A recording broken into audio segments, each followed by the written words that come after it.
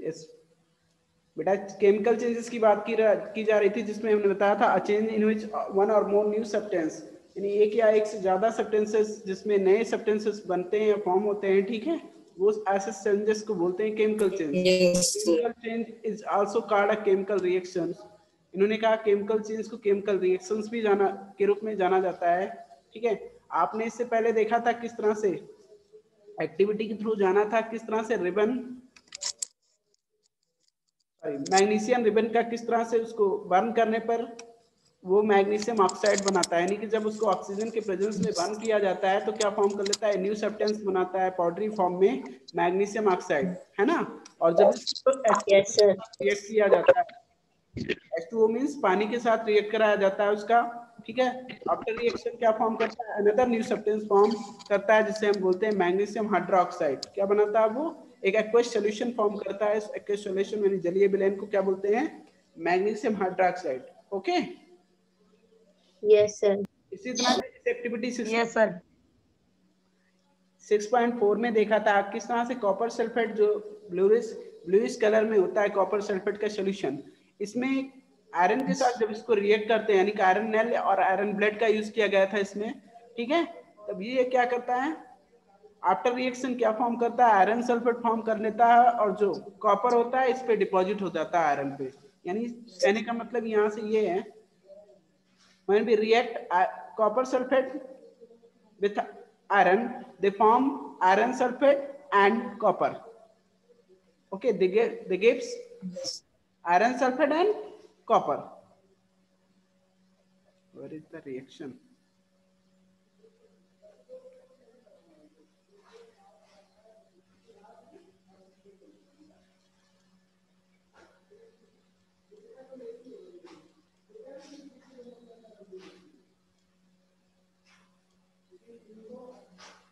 बेटा इसका रिएक्शन भी गिवन था यहीं पे आपकी बुक में ही, अभी सर्च नहीं कर पा रहे हैं कहाँ पे,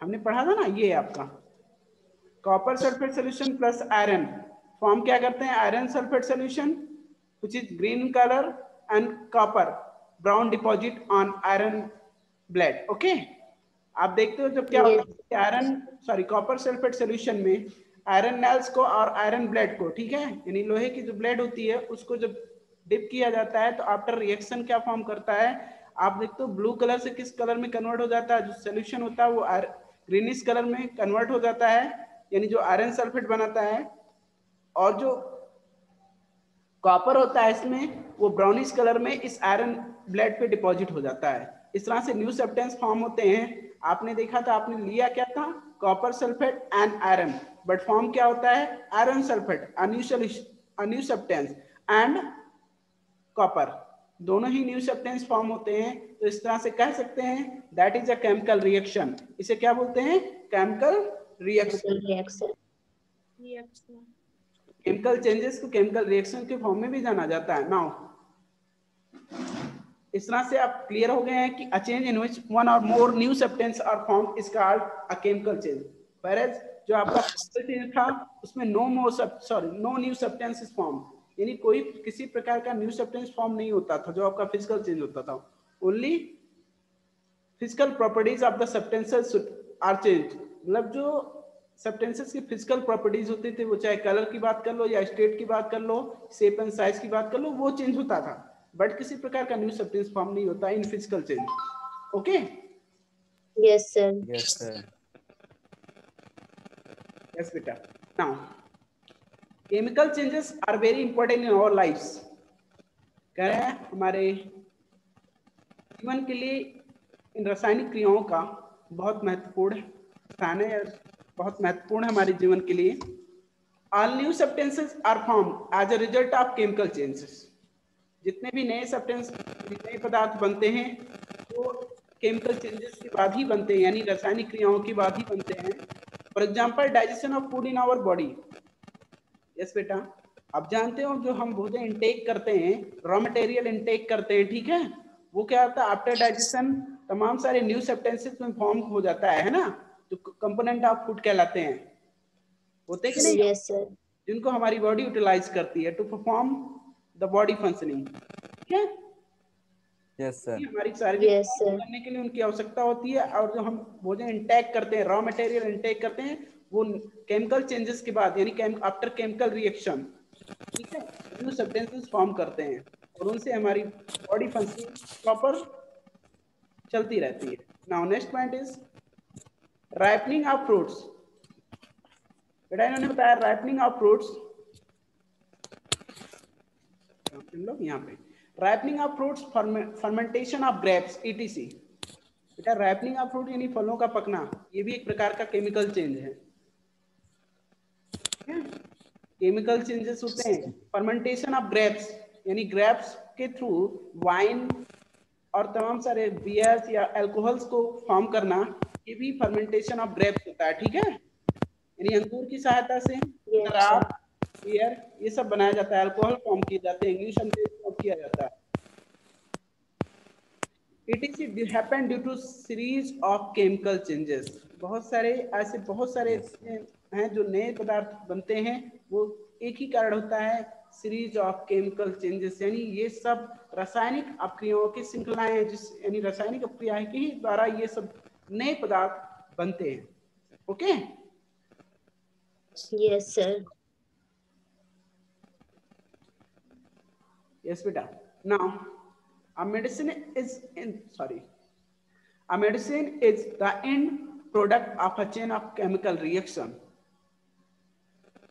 करें medicine is the end product of a chain of a chemical reaction, यानी जब कोई मेडिसिन फॉर्म होती है तो वो उस केमिकल रिएक्शन का एंड होता है, यानी आफ्टर जितने भी टाइप्स के केमिकल रिएक्शन होने हैं करा के तब मेडिसिन को फॉर्म किया जाता है। जितनी प्रकार की दवाएं होती हैं वो are the end chain of chemical end product of a chain of chemical reaction. Now useful new materials such as plastics, detergents are produced by chemical reactions।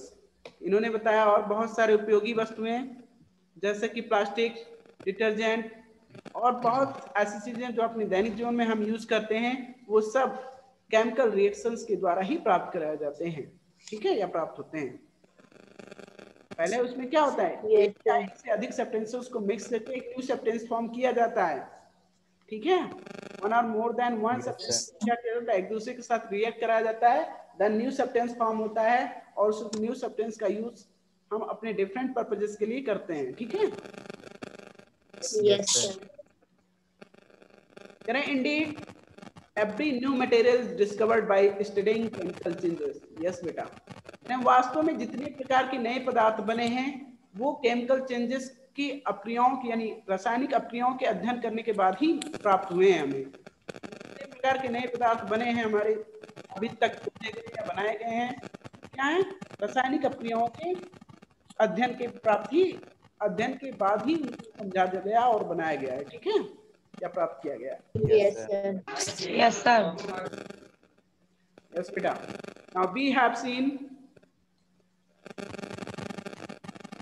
that one or more new substance are produced in a chemical change।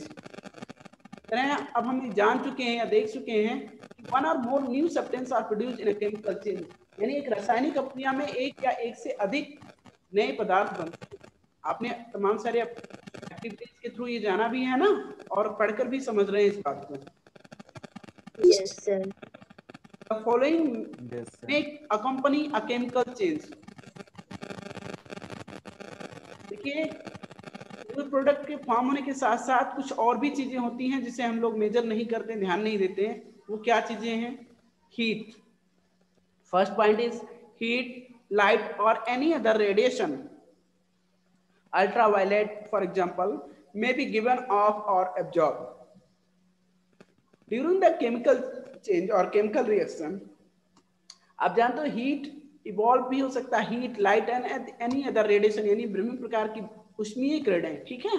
Radiation means क्या होता है, उष्मीय किरणें, ultraviolet etcetera, यानी उष्मा, light, उष्मा मतलब गर्मी से, गर्मी से संबंधित है, उष्मा, लाइट और any other radiation may be given of और एब्जॉर्ब, यानी वो उसका यूज कर सकते हैं केमिकल रिएक्शन के दौरान, अथवा एब्जॉर्ब करते हैं, अथवा गिवन ऑफ मींस प्रोड्यूस हो सकता है।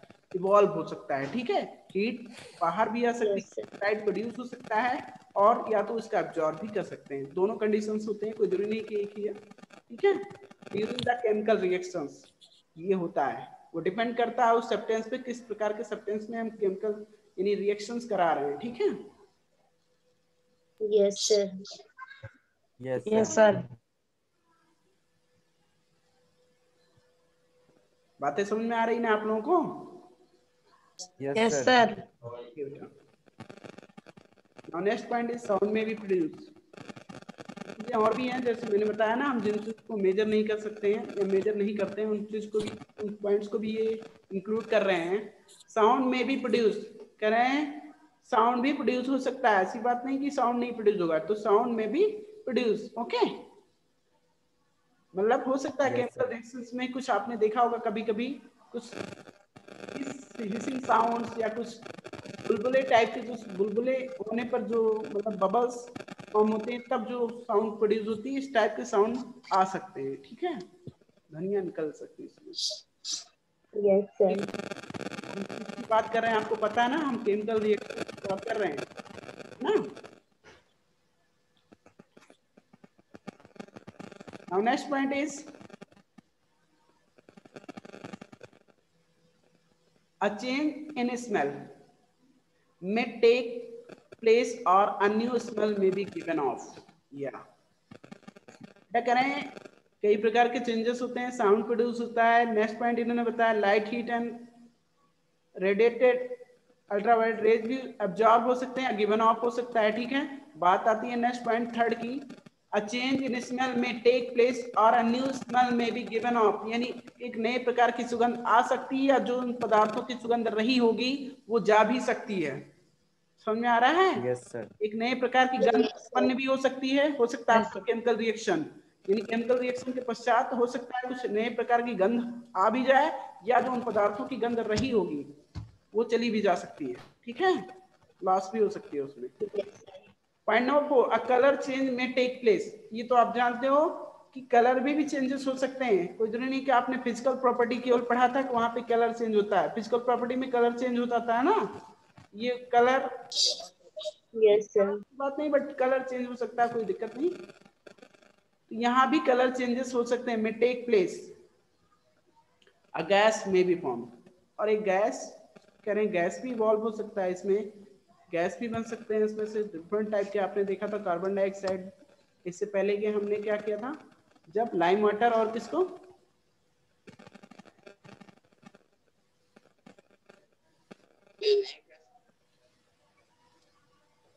क्या vinegar means acetic acid plus baking soda, sodium hydrogen carbonate, इनका यूज करते हैं तो क्या एक नए प्रकार का सब्सटेंस फॉर्म होता है, carbon dioxide plus other substances, ठीक है।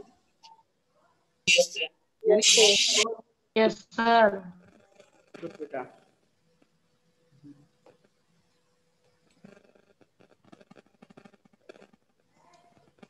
Let us look at some examples. चलिए देखते हैं। You saw that burning of magnesium ribbon is a chemical change। सही है ना? आपने देखा था कि जिस तरह से मैग्नीशियम रिबन को बर्न किया गया था, तो आफ्टर बर्निंग क्या होता है, वो पाउडरी फॉर्म में कन्वर्ट हो जाता है, और जो पाउडरी फॉर्म होता है एक न्यू सब्सटेंस फॉर्म करता है, उसे क्या बोलते हैं, मैग्नीशियम ऑक्साइड, है ना, मैग्नीशियम ऑक्साइड बनाता है।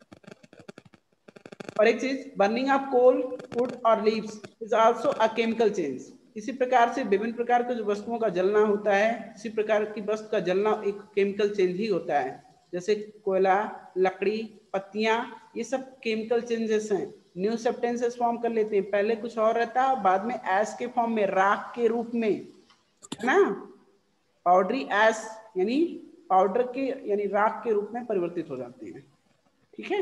In fact burning of any substance, वही बता रहे हैं, वास्तव में करें किसी वस्तु का जलना इज अ केमिकल चेंज, यानी किसी प्रकार की वस्तु का जो जब जलती है तो वो केमिकल चेंज होता है।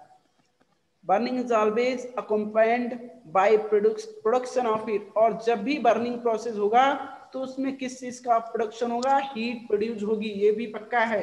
एक इन्होंने बताया था ना कुछ और भी चीजें होती हैं, इन्वॉल्व होती हैं इनके साथ, केमिकल रिएक्शंस में। तो इन्होंने कहा जब भी कोई वस्तु जलेगी तो क्या होता है, हीट एंड लाइट प्रोड्यूस होता है कि नहीं होता? Yes sir.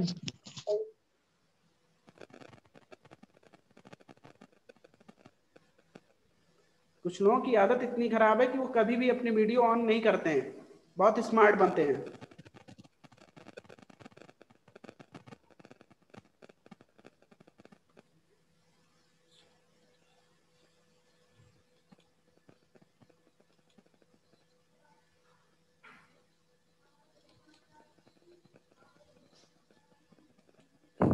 उत्कर्ष और आकृति आपको स्पेशल बोलना पड़ेगा।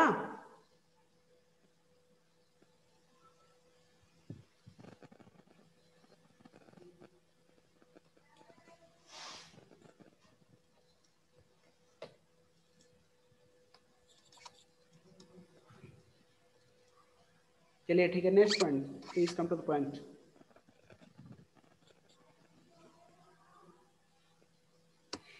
हम कहाँ थे? You saw that burning of magnesium represents a chemical change. Burning of coal, wood or leaves is also chemical change. In fact, burning of any substance is a chemical change. Burning is always a combined production of heat and light. Okay? आपने इस point को समझा। Same as explosion of firework is a chemical change. किसी प्रकार का जब firework means किसी प्रकार का क्या बोलते हैं, क्रैकर्स, पटाखे को, है ना? Yes sir. जब किसी प्रकार के पटाखे को आप जलाते हैं तो एक प्रकार का केमिकल चेंज ही होता है वो, है ना? You know that such an explosion produces heat, light, sound and unpleasant gases that pollute the atmosphere. आप जानते हो जब भी क्रैकर्स छुड़ाए जाते हैं, पटाखे जलाते हैं आप लोग, तो उनसे विभिन्न प्रकार की चीजें निकलती हैं। वो क्या है? हीट, लाइट, साउंड तो प्रोड्यूस होता है, उसीलिए ज्यादा यूज करते हैं पटाखों का, यूज किया जाता है to produce sound and light, है ना? Yes sir. इन दोनों चीजों के लिए जाता है पटाखों का, लाइट एंड साउंड प्रोड्यूस करने के लिए। और कह रहे हैं लेकिन इसके साथ साथ अनप्लीजेंट गैसेस भी होती हैं, जो अनचाहे तमाम सारी जो हानिकारक गैसेस भी निकलती हैं, दैट पोल्यूट द एटमॉस्फेयर, जो हमारे वातावरण को क्या करती हैं, प्रदूषित करती हैं। ठीक है, that is why you are advised not to play with fireworks. यही कारण है कि आपको सलाह दी जाती है कि आप पटाखे मत जलाएं, कम से कम जलाएं या ना जलाएं, उसकी जगह कुछ करें ग्रीन। जैसे दिवाली में आप पटाखों का यूज करते हैं तो उसमें ग्रीन दिवाली मनाने की बात करते हैं, मतलब पटाखे ना छोड़े जाएं, हमारा एटमॉस्फेयर पोल्यूट ना हो। लेकिन ऐसा कौन मानता है ना? लेकिन कम से कम यूज करना चाहिए। Yes sir. चलिए पॉइंट पे आते हैं। इन्होंने कहा when food gets spoiled it produces a foul smell, shall we call this change a chemical change? Yes. कह रहे हैं जब भोजन खराब हो जाता है तो ये क्या एक विशेष प्रकार की दुर्गंध आती है इससे, है ना? फाउल स्मेल आती है, दुर्गंध आती है। Shall we call this change a chemical change? क्या हम इसको भी केमिकल चेंज कह सकते हैं? यस। अब उसकी सारी प्रॉपर्टीज भोजन की जो थी वो चेंज हो गई है। ठीक है, उसमें न्यू सब्सटेंस फॉर्म होता है, फंगस और तमाम सारे बैक्टीरिया ग्रो कर जाते हैं। ठीक है, तो इस तरह से वो न्यू सब्सटेंस फॉर्म होता है, तो इसको भी हम केमिकल चेंज ही कहेंगे। You must have notice that a slice of an apple acquires a brown colour of it is not consumed immediately.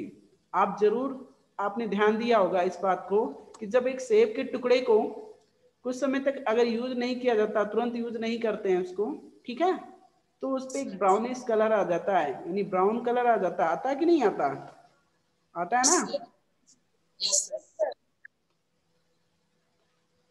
If it is not consumed immediately, you have not seen this change in color. Cut a fresh slice of apple and keep it away from some time. Repeat the same activity with the slice of potato or brinjal. The change of color in these cases due to the formation of new substance. Are not these changes chemical changes?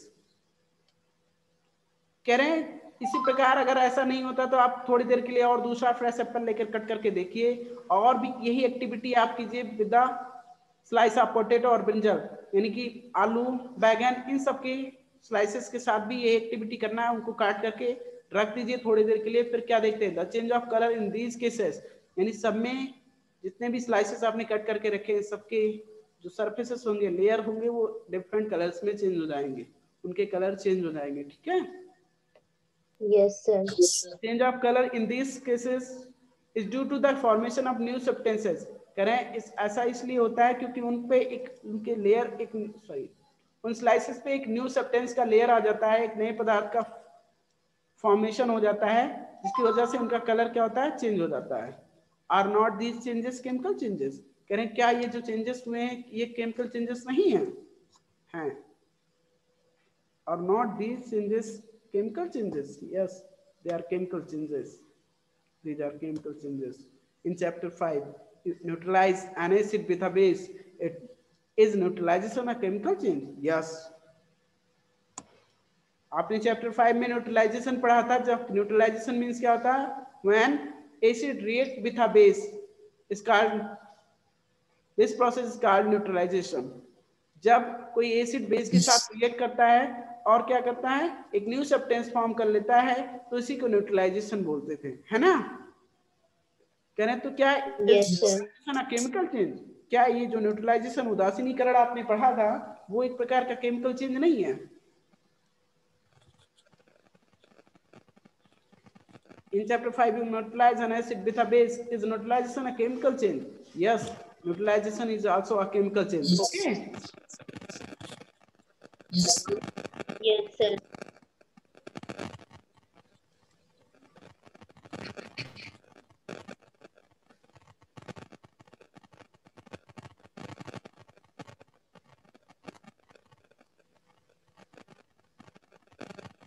Okay, beta.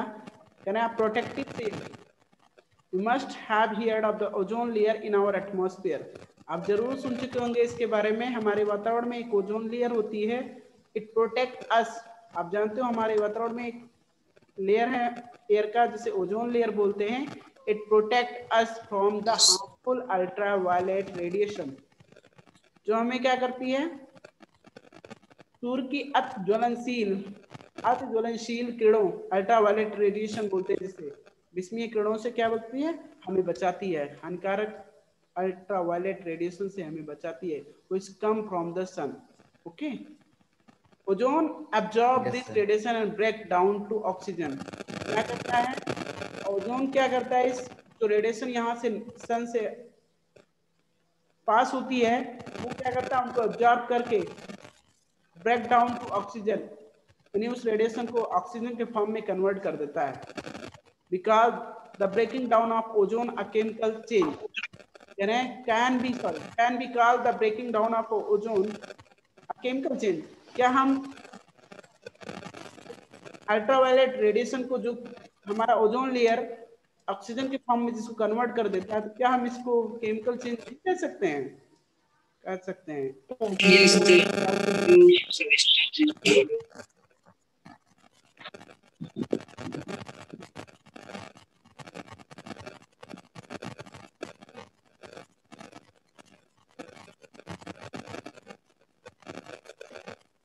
कहाँ से ऐसी बात आ रही है? अनुराग उपाध्याय शायद आपके यहाँ से आ रही है, देख लीजिए।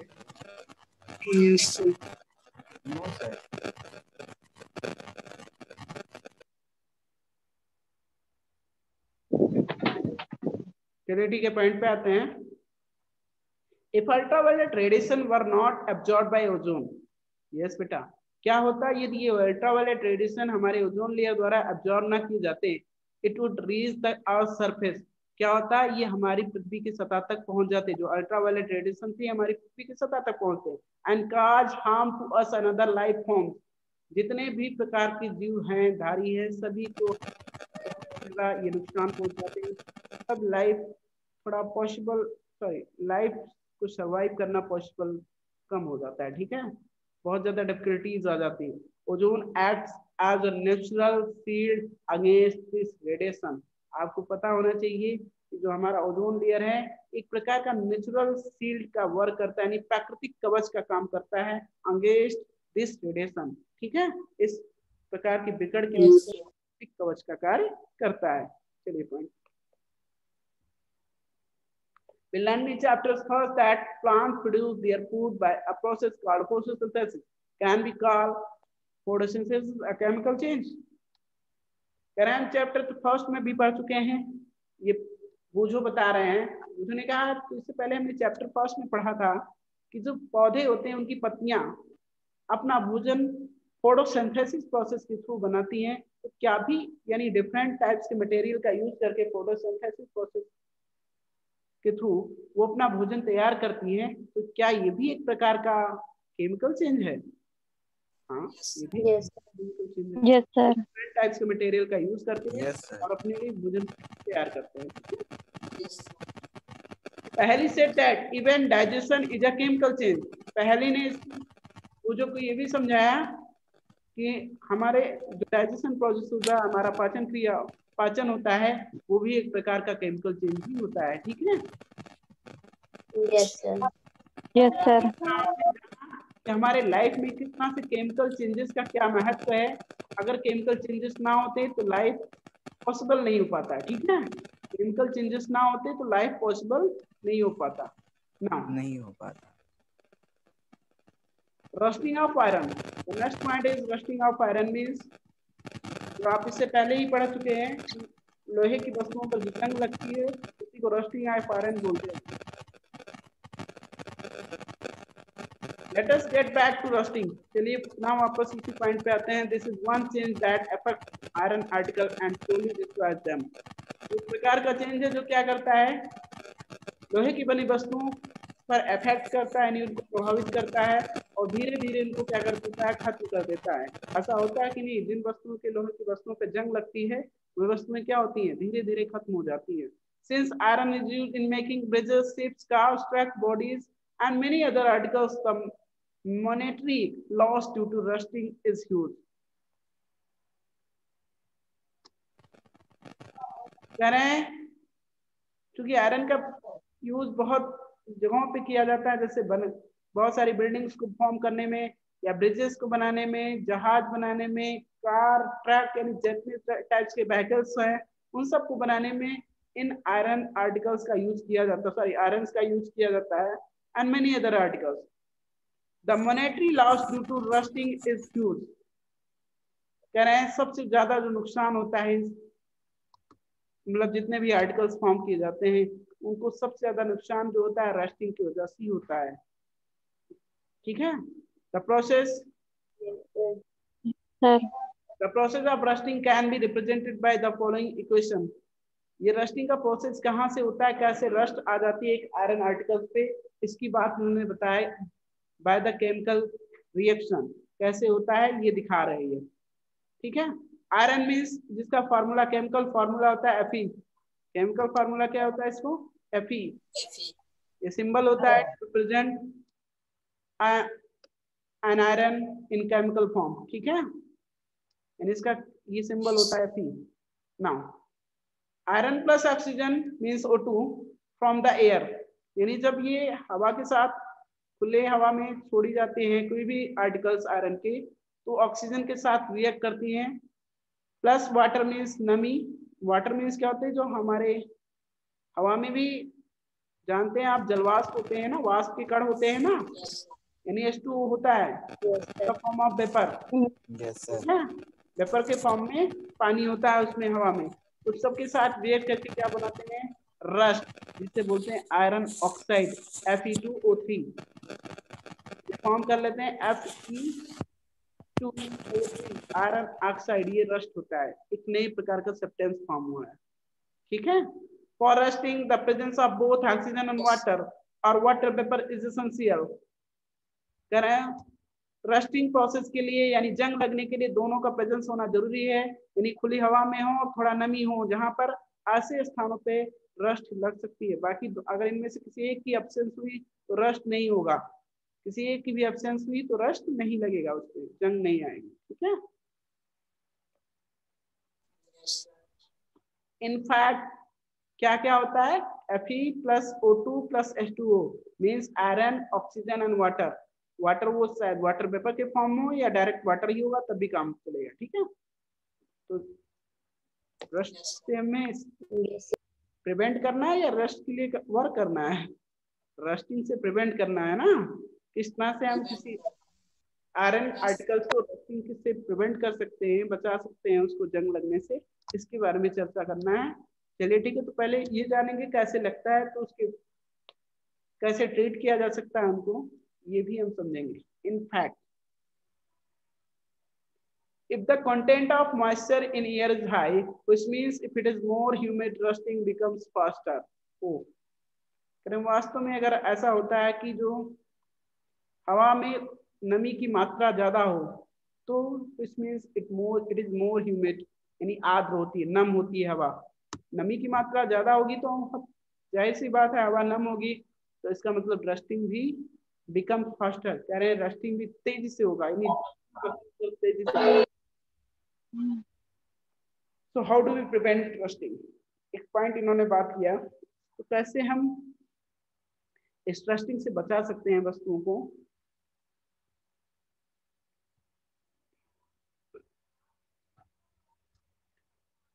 Prevent iron article from coming in contact with oxygen or water or both. ये सबसे बेहतर और एक ही सोल्यूशन है। क्या किया जाए? So how do we prevent rusting? Prevent iron article from coming in contact with oxygen or water or both. यानी कहने का मतलब ये है कि इन जितने भी आयरन आर्टिकल्स को हैं, इनको ऑक्सीजन अथवा जल अथवा दोनों के कांटेक्ट में आने से रोका जाए, यानी ऑक्सीजन उस कांटेक्ट में ना पाए, ना नमी कांटेक्ट में आ जाए। अगर ऐसा हो पाता है तो वो जो आपका आयरन आर्टिकल्स है वो लॉन्ग लाइफ चलता रहेगा, उस पर रस्ट नहीं आएगी। ठीक है? Yes, sir. Now, one sample base to apply a coat of paint or grease. सबसे सिंपल वे है, इस पे कह रहे हैं a coat of paint or grease। इस पे आप क्या कीजिए, जितने भी आयरन आर्टिकल्स हैं उनको या तो पेंट कर दिया जाए या तो ग्रीस कर दिया जाए, तो ये ऑक्सीजन के डायरेक्ट कांटेक्ट में नहीं आने पाएंगे, होंगे डायरेक्ट ऑक्सीजन के कांटेक्ट में नहीं आ पाएंगे। ठीक है? In fact these coats should be applied regularly to prevent rusting। वास्तव में अगर किसी लोहे की पदार्थों को, ठीक है, अगर हमें रस्ट से बचाना है, उनको जंग से, तो हमें इनको रेगुलरली इनसे की कोटिंग करनी चाहिए, चाहे पेंट का और ग्रीस का। Another way is deposited a layer of metal like chromium or zinc or on iron। दूसरा तरीका है जिसे गल्वनाइजेशन बोलते हैं, यानी कि लोहे की वस्तुओं पर किसी दूसरे प्रकार की धातु का कवरिंग कर देना, उस पे दूसरे प्रकार की धातु का लेयर परत चढ़ा देना, इसे गल्वनाइजेशन, और जिससे उस पे जंग नहीं लगेगी। आपको पता है जो बहुत सारे आयरन आर्टिकल्स आते हैं जिन पे बहुत ज्यादा सिल्वर साइन होता है, वो गल्वनाइज होते हैं बाय क्रोमियम और जिंक। ठीक है? आपको साइकिल के हैंडल आपने देखा होगा, साइकिल के हैंडल आपके चमकते रहते हैं, कभी रस्ट जल्दी लगती है उनपे? नहीं, आयरन आर्टिकल ही होता है, लोहे की होती है, लेकिन उस पे क्या होता है, क्रोमियम की कोटिंग की जाती है। उस पे क्रोमियम एक दूसरे प्रकार का धातु होता है, जिसपे क्रोमियम की कोटिंग कर देने से उस पर रस्ट मतलब नहीं आता, बिकॉज वो डायरेक्ट कांटेक्ट में नहीं आ पाता ऑक्सीजन और वाटर के। ठीक है? जिससे वो क्या होता है, आपके जो आर्टिकल्स होते हैं सालों साल शाइनी और लॉन्ग लाइफ बने रहते हैं। Now from there, sorry, oh that is why this process of depositing a layer of zinc on iron is called galvanization। बेटा इसमें कह रहे हैं इस प्रकार का जो प्रोसेस होता है, प्रक्रम होता है, इसे गल्वनाइजेशन बोलते हैं। Sorry, galvanisation, yes. Layer of zinc on iron, यानी किसी प्रकार का लेयर, चाहे वो जिंक का चाहे क्रोमियम का, जब आयरन पे, ठीक है, उसकी लेयरिंग की जाती है, कोटिंग की जाती है ऐसे किसी भी प्रकार का मेटल का, तो उसे गल्वनाइजेशन बोलते हैं। ठीक है? इस विधि को क्या बोला जाता है? Galvanisation. Now the iron pipes we use in our homes to carry water are galvanized to prevent rusting। जो लोहे की पाइप यूज किया जाता है हमारे घरों में, अब तो प्लास्टिक का ज्यादातर यूज किया जाता है, पहले वाटर सप्लाई के लिए, या ठीक है अभी बोर करने के लिए जो लोहे की पाइप का ही तो यूज करते हैं जब भी वाटर मतलब निकालने के लिए हमें भूमि से, तो जो जिस पाइप का यूज किया जाता है वो क्या होता है, लोहे की पाइप ही तो होती है, वो भी गल्वनाइज होती हैं, ठीक है, जिंक कोटिंग होती है उनपे, ठीक है, जिंक की कोटिंग की जाती है, गल्वनाइज होते हैं।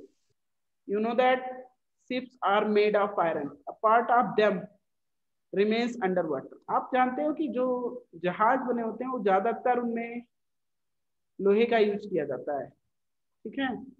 और कह रहे हैं, आप जानते हो जहाज का जो कुछ भाग क्या होता है, पानी के अंदर भी होता है ना, होता है कि नहीं होता है, सब पूरा तो पानी के ऊपर नहीं होता है, कुछ भाग क्या Yes, होता है sir. पानी के अंदर होता है। पानी वाले जहाज की बात कर रहा हूँ, नहीं उड़ने वाले जहाज की बात कर लो, तो पानी में कहाँ जाता है वो। हाँ समझा करो मेरी बात को ना, आप लोग मेरी भावनाओं को समझते हो ना, इसीलिए मैं ज्यादा समझा। Yes, sir. ठीक है। On the part above water also. वैसे लेस देन 1 मिनट है, तो नेक्स्ट डे मीट करते हैं, ठीक है। इसको आप लोग रिवाइज कर लेना, मुझे लग रहा है अच्छा लगा होगा पढ़ को आप लोगों को, है ना, समझ में आएंगे, ठीक है। नेक्स्ट डे मीट करते हैं। Good bye everyone, good bye everyone.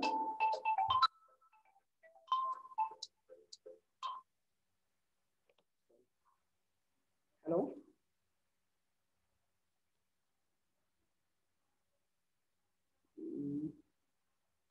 एक सेकंड।